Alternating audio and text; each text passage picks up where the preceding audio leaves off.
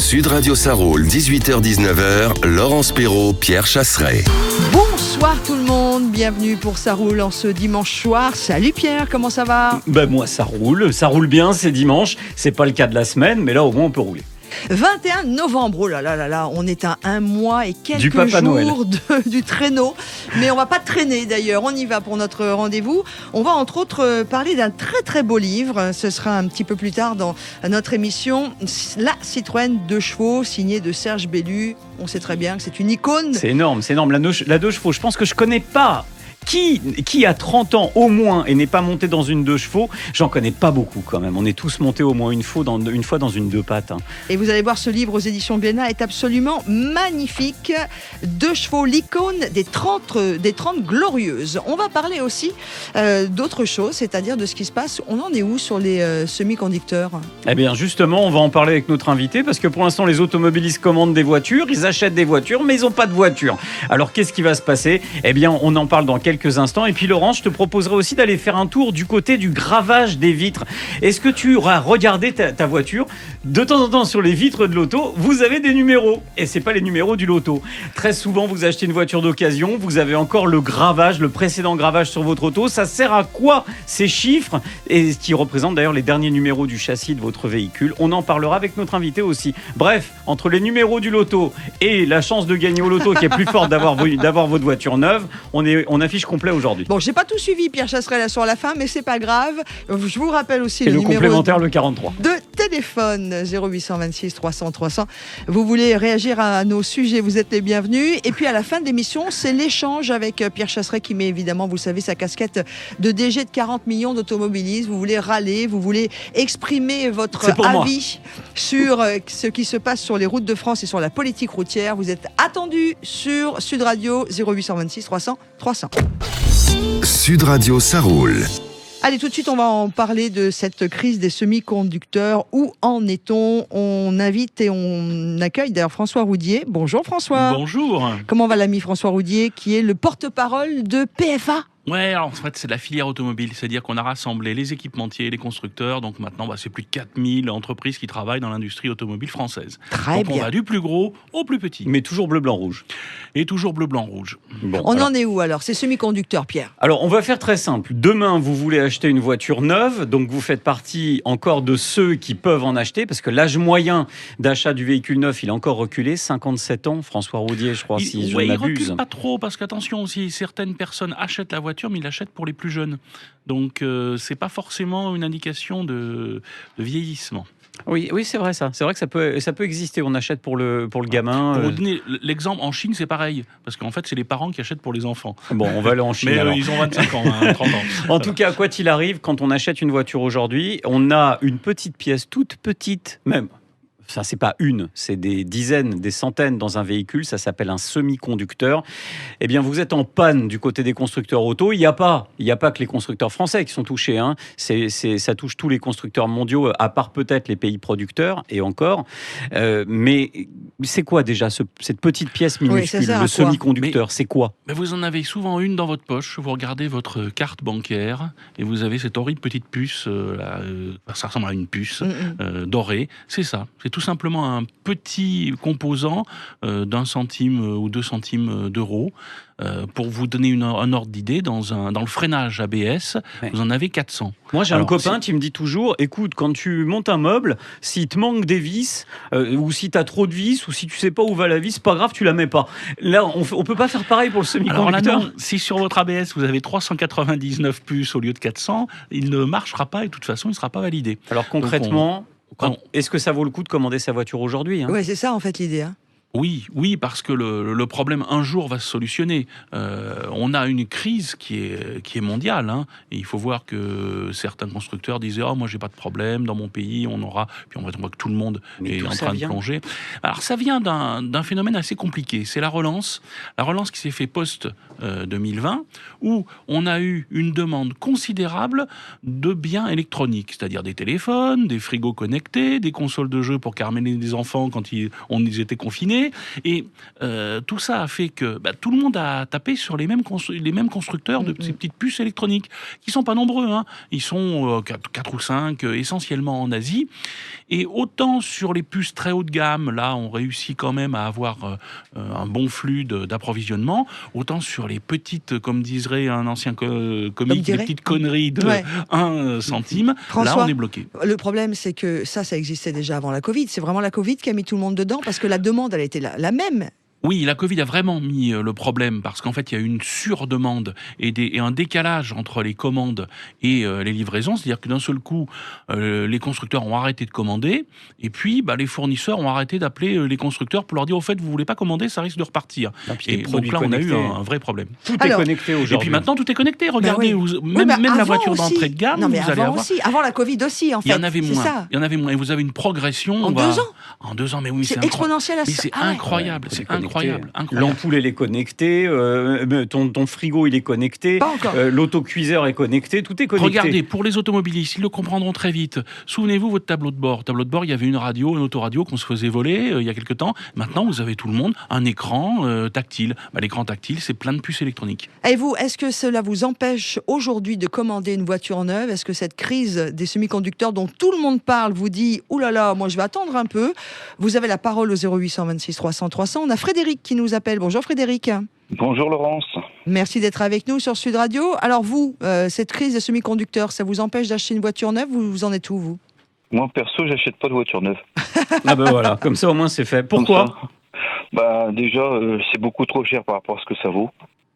Faisant moi-même mes entretiens, et vraiment tous les entretiens, je pars vraiment du début jusqu'à la fin, ça vaut vraiment pas le coup d'acheter une voiture neuve, en sachant que en plus, quand c'est neuf, c'est garantie constructeur, donc vaut mieux après tout de suite la faire réparer, entretenir chez un garagiste, parce que sinon on perd la garantie.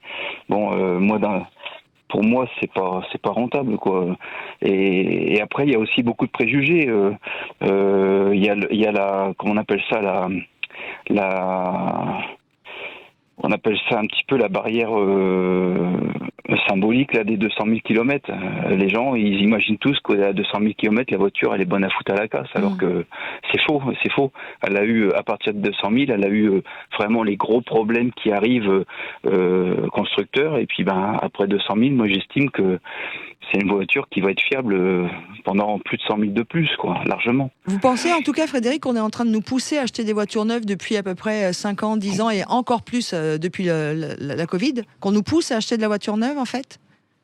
Je pense que oui, surtout avec les normes, les critères et autres, alors qu'on sait très bien que vous prenez une vieille voiture qui n'a pas tous les... moi déjà, on nous a menti même avec la consommation, avec les logiciels de triche. Si vous faites votre consommation à la main, vous faites votre consommation à la main, vous voyez très bien qu'une voiture des années 80 consomme pas beaucoup plus qu'une voiture actuelle, hein. Pas énormément. Alors je peux pas vous laisser dire ça. En fait, ce qui se passe, c'est qu'en fait, quand vous avez une voiture, tout dépend de celui qui roule dedans, pour être très simple.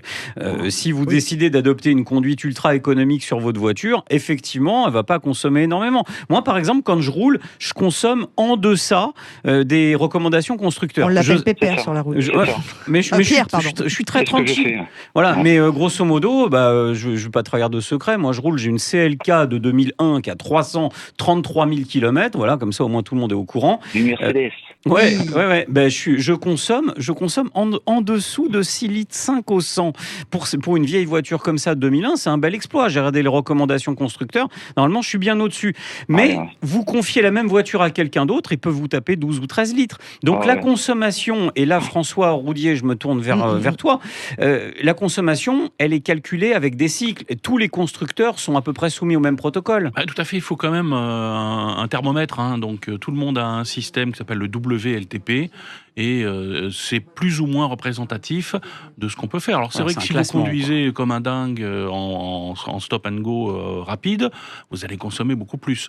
Après, chaque utilisateur de voiture utilise des voitures différemment, que ce soit sa voiture ou une voiture de location. On voit des reproductions de certains comportements. Mais pas de triche. Non, le logiciel truqueur auquel vous faites référence, c'était concernant les oxydes d'azote chez un constructeur aux États-Unis et ça n'impactait pas du tout les véhicules sur leur consommation. On est sûr qu'il n'y en avait pas du tout en Europe.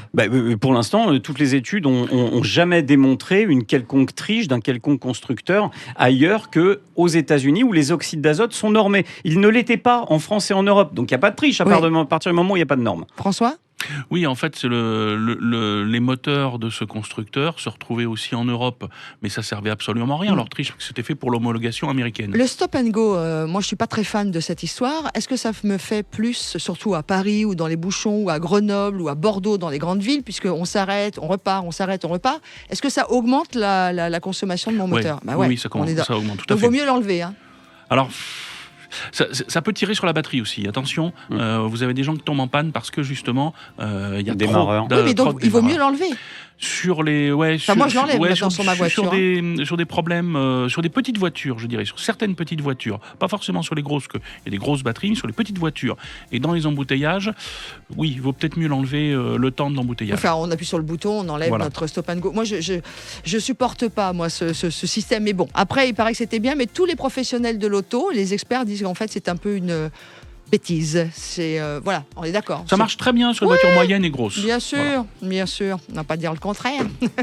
Eh bien si, sur Sud Radio, on parle vrai. Allez, on revient sur cette crise des semi-conducteurs. Merci beaucoup à Frédéric de nous avoir appelé de Gironde. Il y a Jean-Marc qui nous attend aussi au standard, qui nous appelle de Montauban aussi pour réagir. Est-ce que cette crise de semi-conducteurs vous fait peur et vous bloque le choix peut-être d'acheter une voiture neuve ? On vous attend.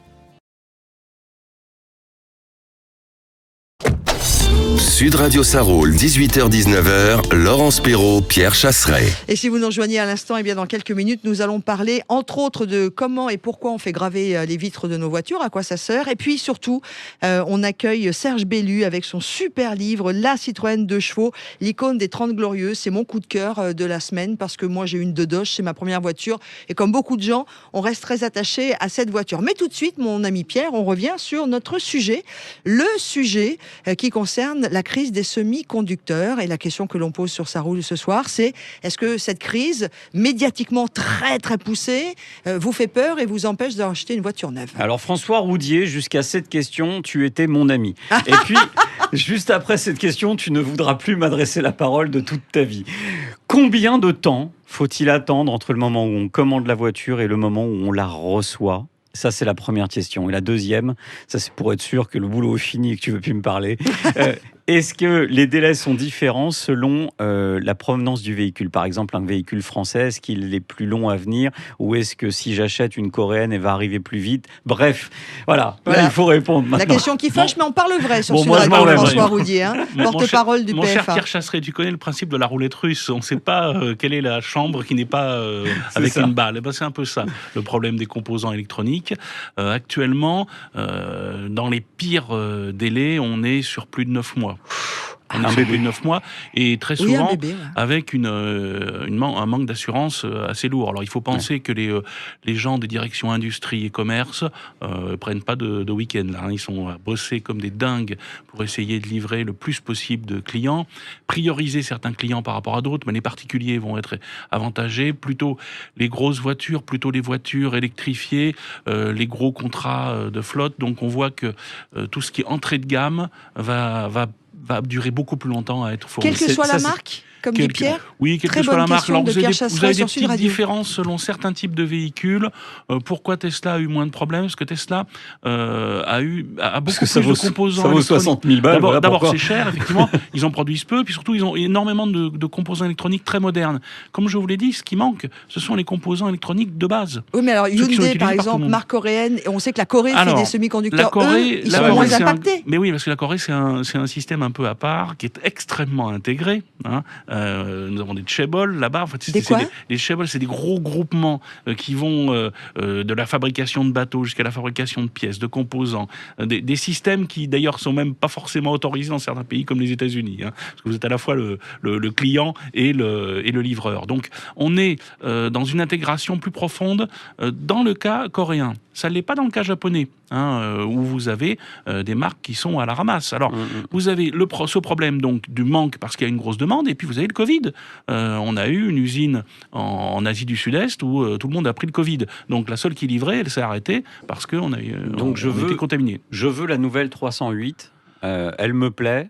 Alors, Je veux la signer. Alors, je peux vous dire que Stellantis va tout faire pour D'ailleurs- servir les clients qui ont commandé les nouvelles D'ailleurs, 308. ils viennent d'annoncer cette semaine plus de 800 postes en intérimaire Ouais. sur l'usine de Mulhouse pour la construction de cette 308. En plus, Bah, écoutez, oui, c'est normal parce qu'il y a une grosse demande. Bon, la voiture est très réussie. Hein, là, je vais faire un petit peu de pub, mais elle est belle. elle est superbe. Elle est belle. Non, puis la 308, ça a toujours elle été m'amuse beaucoup dans une super voiture. dans sa version plutôt break. Enfin, faut dire SW. Mais bon, moi j'appelle ça break. SW. Soyons francophones. Par rapport à cette crise des semi-conducteurs, on voit autre chose qui apparaît, c'est la hausse des voitures d'occasion. Une explosion des ventes de voitures d'occasion et des prix qui flambent. Oui, parce que le drame, et là je vais plomber l'ambiance totalement, c'est qu'il n'y a pas que les semi-conducteurs qui manquent, il y a tout qui manque. Le plastique manque. Le magnésium va manquer, donc on pourra plus sortir des tôles d'acier. Et maintenant, si je veux vraiment vous faire peur, l'ammoniac manque. Donc l'ammoniac, c'est ce qui sert dans l'AdBlue, Oui. ce qu'on rajoute dans Pour les les nouveaux motorisations diesels. diesel, Donc ouais. vous aurez peut-être plus d'AdBlue. On a une demande qui est complètement écrasée, et ce qui fait que du coup, les voitures qui sont disponibles sont les voitures d'occasion. Mais quelle voiture d'occasion ? On voit que le marché se fait sur des voitures très très âgées parce que Ouais. Une 2 chevaux. voilà, Une vous êtes une deux- entreprise. Vous Ah, aviez non, un ça- contrat qui ouais. durait 3 ans, qui s'arrêtait aujourd'hui. Vous dites au constructeur, écoutez, je peux les garder 1 an de plus. J'ai été Donc vous surpris. n'avez plus de voitures neuves sur le marché d'occasion. J'ai été hyper surpris par un chiffre. Je bossais ça pour la chronique de la matinale Sur CNews Non. de Sud de Radio. Sud Radio. Tous les matins 6h17 pour les leftos. Et j'ai regardé le prix moyen d'achat du véhicule d'occasion en France. Laurence, 17 000 Ah non, mais c'est euros. ouf. J'ai vérifié 2 fois. Je me suis dit, mais non, Pierre, mais non, tu dis des bêtises. Et j'ai regardé, c'était 15 500 euros il y a 4 ou 5 ans. Aujourd'hui, on a 17 000 euros de moyenne pour un véhicule d'occasion. Waouh. Ah non, mais ça explose. Tiens, Et ça monte. Et ça continue de monter. Et ça monte. On a Identicar en la personne de Jonathan Truchban qui est avec nous. Et vous voyez cette tendance, vous aussi, ça monte au niveau du prix de la valeur du véhicule d'occasion ? Absolument. En fait, les prix moyens des véhicules neufs augmentent depuis quelques années et ça va continuer, il n'y a pas de raison. Et donc, mécaniquement, les voitures d'occasion ont un prix moyen qui augmente aussi. C'est-à-dire fatalement. qu'aujourd'hui, si vous avez 2 voitures d'occasion ou 3 et que vous ne vous servez que d'une, vous allez vous faire un peu de sous en la vendant. On va la vendre correctement, sa voiture d'occasion, si on a besoin de s'en débarrasser. On a Jean-Marc qui nous attend, enfin de s'en débarrasser, en tout cas, on ne l'utilise plus. Ça m'a fait Salut toucher. Jean-Marc. 8 heures. Oui, bonjour. Vous nous appelez de Montauban. Comment ça va ? Je vais bien, merci. Alors vous, cette crise des semi-conducteurs, on m'a dit que vous avez échappé de peu à celle-ci. Expliquez-nous. Ben oui, en fait, si vous voulez, moi j'ai changé mon véhicule au printemps dernier et donc j'ai eu la chance de tomber sur un Captur hybride rechargeable qui datait de février 2021. Et donc, c'était un véhicule de démonstration, donc qui avait très peu roulé, à peine 2000 km. Et donc, Ouais, neuf quoi. Neuf. quasi neuf, et j'ai vraiment fait une bonne affaire. Et là, j'en suis très content. J'ai déjà passé 10 000 km, mais j'en suis vraiment très content. C'était ma question. Allez, on va casser un peu les idées reçues parce qu'en ce moment, on a quand même beaucoup d'écolos. Vous connaissez ma passion pour les écolos. Qui nous disent, oui, le véhicule hybride rechargeable, écologiquement, c'est une catastrophe. Les gens ne rechargent pas parce qu'on sait tous que les automobilistes, c'est que des idiots, évidemment, pour un verre. J'ai même du mal à le dire. Mais vous, de votre côté, vous êtes content de votre véhicule en hybride rechargeable ou pas ? Est-ce que ça vous pose des problèmes ? Est-ce que, au contraire, vous y voyez que des avantages ? C'est quoi la conduite idéale pour une hybride rechargeable ? En fait, moi, franchement, j'en suis très content. Ça correspond tout à fait à mon besoin, vu que je roule à peu près 1/3 en ville, 2/3 sur route, autoroute. Et donc, tout ce que je fais en ville, c'est sur l'électrique. Je recharge mon véhicule tous les 2 jours, voire tous les jours parfois. Ouais, donc quand vous roulez en ville, vous consommez que dalle, quoi. Vous êtes en électrique. Si ça me coûte une recharge, quoi, qui coûte 1,50 € ou 2 €, on va pas chipoter, mais. Ouais, à côté du prix du carburant. Je pense que oui, je fais quand même un petit peu d'économie au niveau carburant. Puis il y a aussi, moins de pollution, en tout cas en roulant. Bon, je parle pas de la pollution de fabrication des composants, mais il y a moins de On les pollution. fabrique plus, vous inquiétez pas. François Jean-Marc. Roudy nous a dit qu'il n'y en a plus des composants. Donc c'est un moment où ça pollue plus la voiture, bien maintenant. Par contre, Moins de pollution sonore, ça Oui, on oublie souvent ouais. de le dire. Alors, ça Puis dépend, ça il y a dépend. un agrément de conduite vraiment sensationnel. on quoi. sent que Jean-Marc de Montauban est il est fan. convaincu. Merci beaucoup. Puis voilà, Jean-Marc a fait partie de ceux qui ont pu commander et avoir leur voiture avant cette crise des semi-conducteurs. On vous embrasse, Jean-Marc. Bonne fin de week-end et bonne journée. Demain et bonne Merci. semaine. À On vous aussi. embrasse. Moi, j'ai une Au- question à poser à François Roudier, notre invité qui est porte-parole de la filière auto, la PFA. C'est comme ça qu'on dit.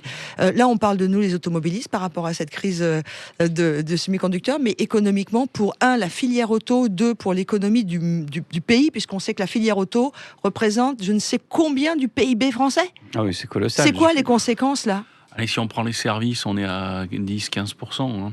Mais le fait qu'il n'y ait plus de vente de neuf, beaucoup moins. Alors, les conséquences concrètes, Oui, on parle vrai. les conséquences sont assez terribles Bah ouais. pour les fournisseurs. Parce que pour l'instant, vous voyez que les constructeurs ont réussi à tenir un petit peu et les résultats qui ont été annoncés étaient plutôt bons. Après, vous avez un problème parce que vous avez des fournisseurs qui ne peuvent plus monter leur matériel, donc ils n'ont plus de commandes. Et beaucoup de ces entreprises se posent des questions sur la fin de l'année. Est-ce qu'on est encore viable à la fin de l'année?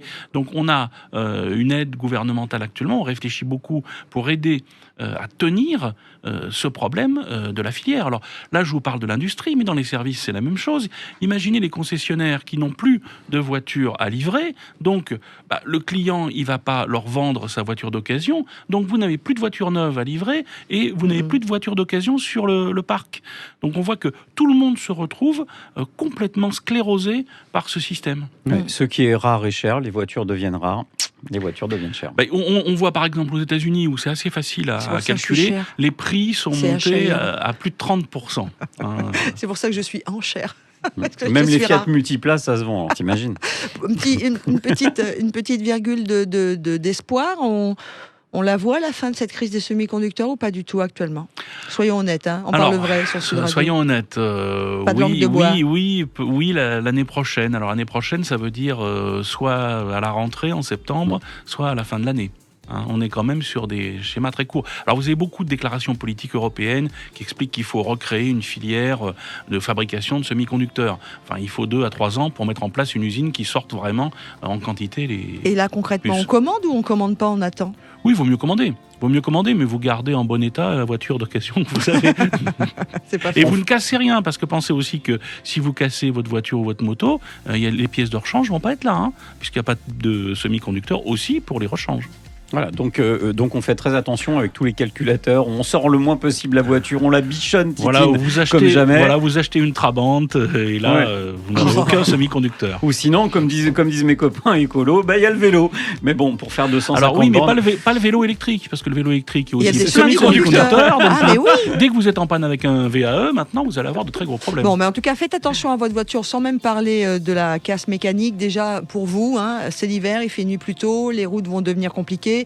On descend en dessous de 7 degrés, donc faites attention à vos pneus. Voilà, faites gaffe, prenez peut-être plus de temps à être prudent. Ça fera du bien à tout le monde, y compris à vous. Merci beaucoup, François Roudier. Merci. Porte-parole. Ça va. Porte-parole de la filière auto qu'on appelle le PFA.